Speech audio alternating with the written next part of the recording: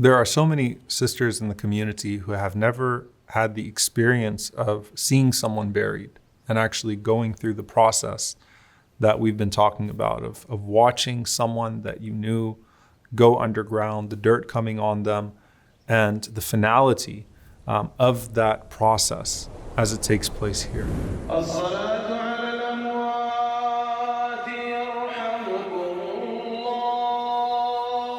And subhanAllah, there are many ways to experience death, and in a growing climate of materialism where people are further deluded by life, and we're certainly encountering so much that's harmful in terms of greed and materialism and how we assign value to ourselves and to our lives. Encountering death is so important, and experiencing it, even in other ways, whether it's ghusl of the dead body, being there with someone when they pass away, being with the family, comforting the family. There are other ways to encounter death and to be in close proximity to it that would soften the heart, right? But there is nothing quite like the graveyard. There's nothing quite like seeing a person go underground or seeing the graveyard in general and being there. Now, traditionally speaking, there is ikhtilaf, there is a difference of opinion in regards to where women could participate when it comes to the janazah, when it comes to the graveyard, when it comes to the burial. And I want to unpack this just a little bit, inshallah ta'ala, and start off with what is permissible across the board and what is prohibited across the board. So we start off with what is permissible. Attending Salatul Janazah is unanimously permitted for women, even traditionally in Islamic law, right? To go to the janazah and to pray the janazah, to attend it in the masjid or on the lawn or wherever it may be, to pray Salatul Janazah, and bi'idhnillahi ta'ala, to have the same reward, the qirat, that is the likeness of Uhud in good deeds. Inshallah ta'ala, that's assured there. What is prohibited across the board, exceedingly prohibited in fact, and causes harm to the dead, so it's not just that it is sinful for the person but could harm the dead, is niyaha, is wailing. And in the time of the Prophet ﷺ, though wailing was prohibited for men and women, that means screaming loudly and shouting out things and tearing clothes and things of that sort. It was a particular practice that was associated in Jahiliyyah with the women that would go out and that were professionals at wailing and doing these things to show grief for the dead. And so the Prophet ﷺ prohibited and in fact cursed those that do niyaha, whether it is men or women. Now, here we have everything that's in between, right? The Salatul Janazah, which is permitted for men and women across the board unanimously, and then the niyaha, which is prohibited for men and women. And then you have what's in between, which is following the janazah and then going to visit the graveyard. When it comes to going to visit the graveyard, there is a narration from Aisha radiallahu ta'ala anha. She was actually returning back from the Baqi', and someone asked her, "Where are you coming from, O al-Mu'mineen, O mother of the believers, where are you coming from?" So she said, "I went to visit my brother Abdurrahman." And the response was, "Didn't the Prophet sallallahu alaihi wasallam prohibit that?" And Aisha radiallahu ta'ala anha responded, and she said that the Prophet sallallahu alaihi wasallam used to prohibit it. Okay?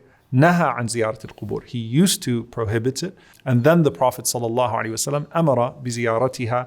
He in fact commanded people to go and visit the graveyards because it reminds you of death.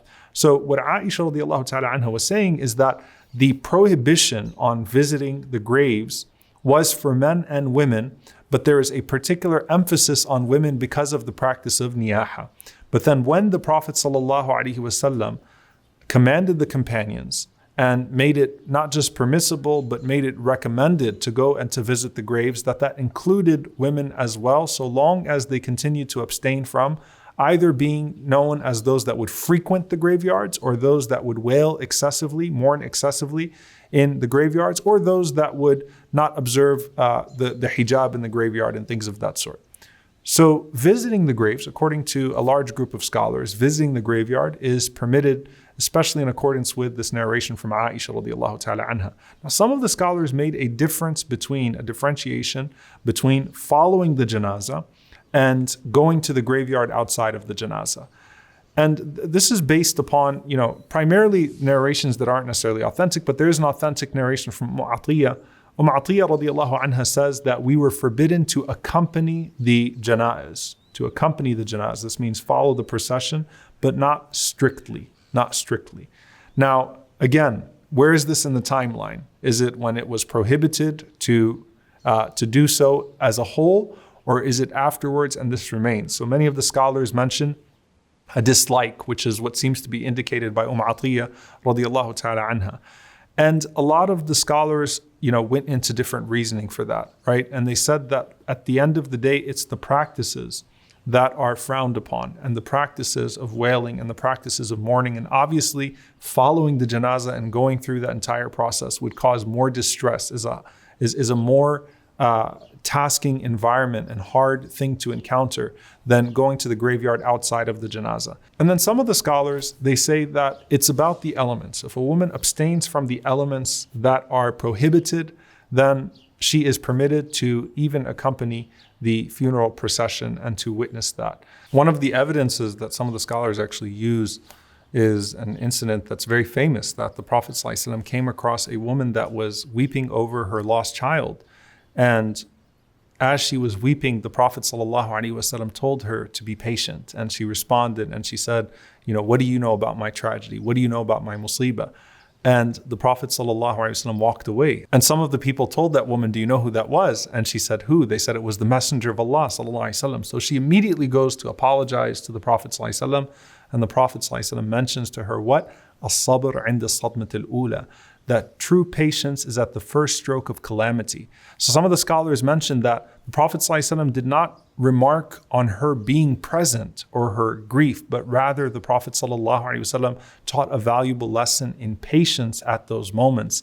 And that is the type of patience that is needed for anyone that walks that trail. It's not just observing the rules, it's also making sure that we derive the full benefit. And that's true for both men and for women.